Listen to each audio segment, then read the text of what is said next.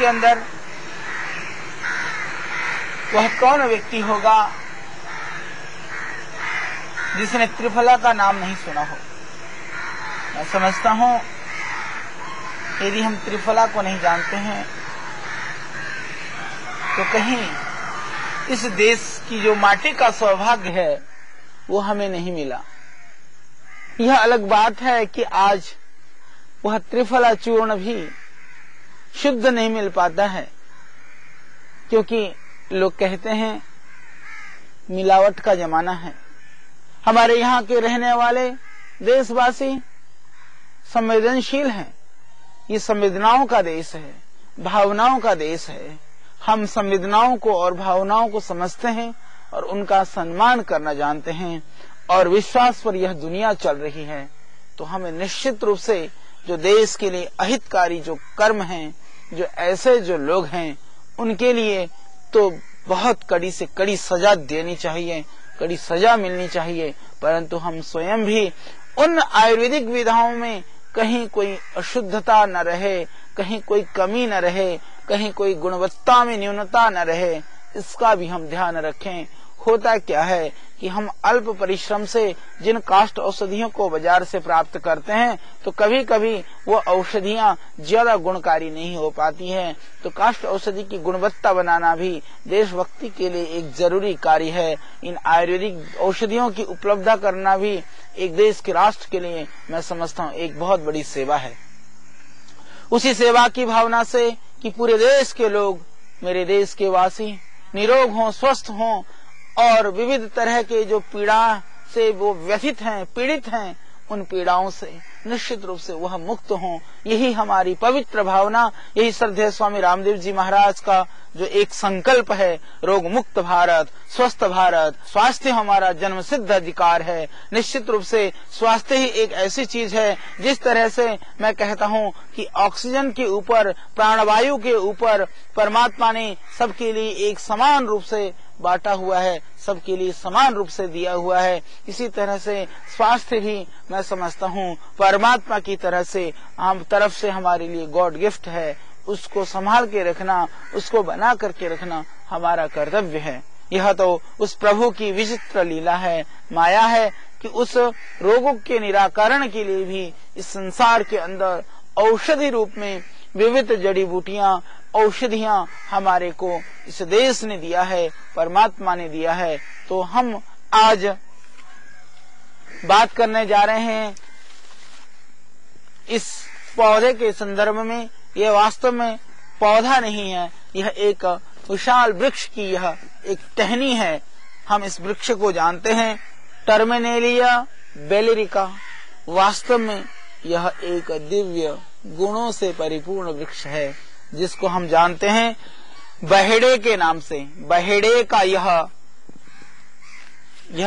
टहनी और यह फल, बहेड़े के फल को आप देख पा रहे हैं। यह बहुत विशालकाय वृक्ष होते हैं।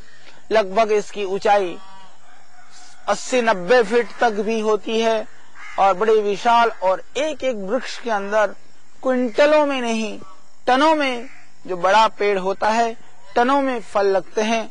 हर प्रतिवर्ष इसमें फल लगते हैं। और इस हम लोग बहेड़े को इस रूप में हरड़, बहेड़ा, आंवला, ये तीनों को मिला करके बनता है त्रिफला। कई लोग आते हैं, हमें कई बार कहते हैं जो त्रिफले का फल दे दो। वो इतना आम लोगों में प्रचलन में है, त्रिफले को भी कोई अलग से फल मानते हैं। मेरे भाई, त्रिफला 3 फल हैं, वह है हरड़, बहेड़ा और आंवला। आज हम बात करने जा रहे हैं इस बहेड़े के संदर्भ में। बहेड़ा निश्चित रूप से एक बहुत ही गुणकारी यह वृक्ष है, टर्मिनेलिया बेलेरिका। आपने ये तो सुना होगा, यह बहुत पेट साफ करने के जो त्रिफला है, त्रिफले के अंदर यह प्रयुक्त होता है। पर मैं आपको बताना चाहता हूँ, यह सिर्फ पेट के रोगों में ही नहीं, यह और बहुत सारे रोगों में भी हमारे लिए गुणकारी है। शुद्ध त्रिफला वैसे पतंजलि योग पीठ के द्वारा भी पूरे देश में विभिन्न सेवा केंद्रों के द्वारा आपको उपलब्ध कराया जा रहा है। और मैं यूं कहूं एक शब्द में, त्रिफला सबसे सस्ती और सबसे निरापद औषधि है, तो इसमें वास्तव में कोई अतिशयोक्ति नहीं है। यदि सिर्फ त्रिफला ही ले लें तो त्रिफला को विभिन्न रीतियों में विभिन्न द्रव्यों को साथ लेने से विभिन्न रोगों में आप लाभ पा सकते हैं। वह रक्तशोधक है, वो पेट को साफ करने वाला है, आंतों के इन्फेक्शन को दूर करने वाला है, मोटापे के लिए रामबाण है, वो डायबिटीज और प्रमेह और परदर में भी वो लाभकारी है, किसी तरह से कमजोरी में भी वह काम करता है। तो निरापद और बहुत प्रचलित योग है त्रिफला। किसी को कब्ज हो, किसी को पेट साफ न हो, किसी को गैस्ट्रिक ट्रबल है, किसी को एसिडिटी है, तो आप सिर्फ त्रिफले का भी सेवन करें तो इन सभी रोगों से मुक्ति पा सकते हैं। और आपको यदि रोग नहीं भी है तब भी हम त्रिफले का सेवन नियमित रूप से कर सकते हैं। यह एक बहुत ही गुणकारी और बहुत ही उत्तम प्रयोग है पेट के रोगों के लिए। त्रिफले का यह मुख्य घटक है, ये बहेड़ा। तो आइए आज इसका जो फल है, इसके फल के आप प्रायः हम जो रोगों में प्रयोग करते हैं उसमें इसके फल के छिलके का प्रयोग करते हैं। इसके अंदर अच्छी खासी गुठली होती है, गुठली के अंदर गिरी होती है। तो हम बात कर रहे हैं गिरी की। यदि बहेड़े के अंदर की जो गिरी है, जो गुठली के अंदर जो निकलेगा, उसको आप यदि निकाल करके उसको कूट करके बिल्कुल पेस्ट बना करके यदि बालों में लगा लेते हैं तो उससे आपके बालों के समस्त रोगों में अत्यंत लाभकारी है।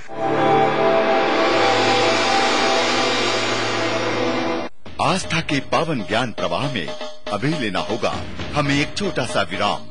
विराम के तुरंत बाद आप सुनेंगे आयुर्वेद की ऋषि संस्कृति को वर्तमान में सर्वाधिक प्रचारित व प्रतिष्ठापित करने वाले श्रद्धेय आचार्य बालकृष्ण जी से जीवनदायिनी दिव्य जड़ी बूटियों से अपनी समस्याओं का समाधान। भारतीय धर्म, संस्कृति और गुरुकुलीय परंपरा की प्रतिष्ठापना का एक उच्च आदर्श पतंजलि विश्वविद्यालय योग, स्वास्थ्य, पर्यटन और पंचकर्म के क्षेत्र में अग्रणी संस्थान। पतंजलि विश्वविद्यालय योग्य छात्र छात्राओं को योग, पंचकर्म, पर्यटन के विभिन्न पाठ्यक्रमों में प्रवेश हेतु आमंत्रित करता है। पाठ्यक्रमों में स्थान सीमित है। मेरिट आधार पर प्रवेश। आवेदन पत्र प्राप्त करने व जमा करने की अंतिम तिथि 10 जुलाई 2012 है। अधिक जानकारी हेतु संपर्क करें पतंजलि विश्वविद्यालय, पतंजलि योगपीठ, हरिद्वार, 249402 उत्तराखंड।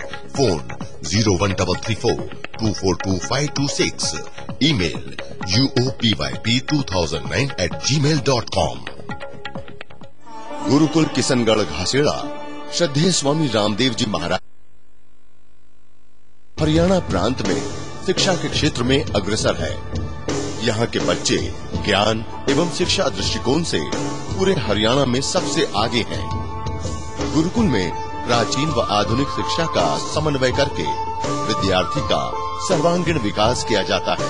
हरियाणा विद्यालय शिक्षा बोर्ड द्वारा मान्यता प्राप्त इस गुरुकुल में संस्कृत, संध्या यज्ञ व प्रवचन के माध्यम से विद्यार्थियों में श्रेष्ठतम भारतीय संस्कार दिए जाते हैं। वहीं दूसरी ओर अंग्रेजी, विज्ञान, गणित व कंप्यूटर आदि शिक्षा के द्वारा उन्हें किसी भी प्रतियोगिताओं में आगे रहने की प्रेरणा दी जाती है। इन्हीं प्रयासों का परिणाम है कि हरियाणा बोर्ड की 10वीं की परीक्षा में एक विद्यार्थी ने 500 में से 494 अंक प्राप्त कर टॉप 10 में जगह बनाई। 10वीं की परीक्षा में गुरुकुल में 34 विद्यार्थियों में से 30 में मेरिट में स्थान पाया है। 90% अंक पाने वाले 10 बच्चे भी इसी गुरुकुल के हैं। गणित में 100% अंक पाने वाले 10, विज्ञान में 100% अंक पाने वाले 10 तथा अंग्रेजी में 100% अंक पाने वाले 2 विद्यार्थी भी इसी गुरुकुल के हैं। यहाँ पर शिक्षा के साथ साथ चरित्र निर्माण व राष्ट्र निर्माण का कार्य चल रहा है। बच्चों की शारीरिक शिक्षा पर अत्यधिक बल दिया जाता है। तभी तो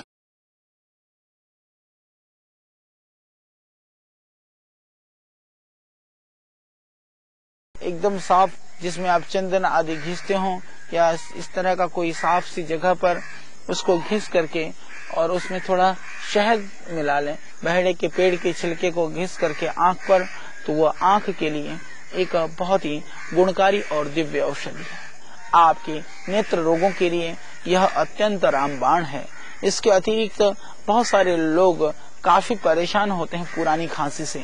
हमने देखा कभी कभी ऐसी खांसी उठती है जो कभी समाप्त होने का नाम ही नहीं लेती है।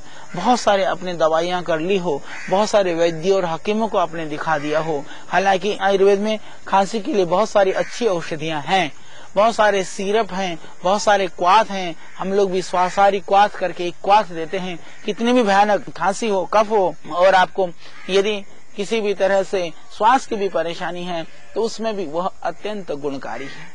फिर भी यदि आप ठीक नहीं हो पा रहे हों या कभी कभी वह द्रव्य आपकी सहजता से कहीं उपलब्ध न हो, तो आप चिंता न करें।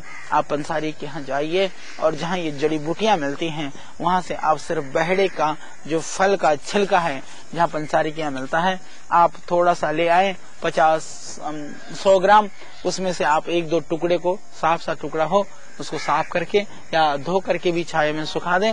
फिर उसको आप मुंह में रख करके चूसना शुरू करें। बहेड़े को आप चूसेंगे, मुंह का स्वाद भी अच्छा हो जाएगा। कई लोग कहते हैं कि हमारा मुंह का स्वाद खराब है, बहुत अच्छा नहीं लगता है, वह भी अच्छा लगने लगेगा। आपके मुंह का स्वाद भी इससे ठीक हो जाएगा और इससे जो खांसी है वह खत्म हो जाएगी। जो बलगम है वो बलगम भी हमेशा के लिए खत्म हो जाएगा। बहुत अच्छा प्रयोग है, बहुत अच्छी औषधि है आपकी खांसी के लिए। और यदि इसके पेड़ के छिलके को और इस बहेड़े को मिला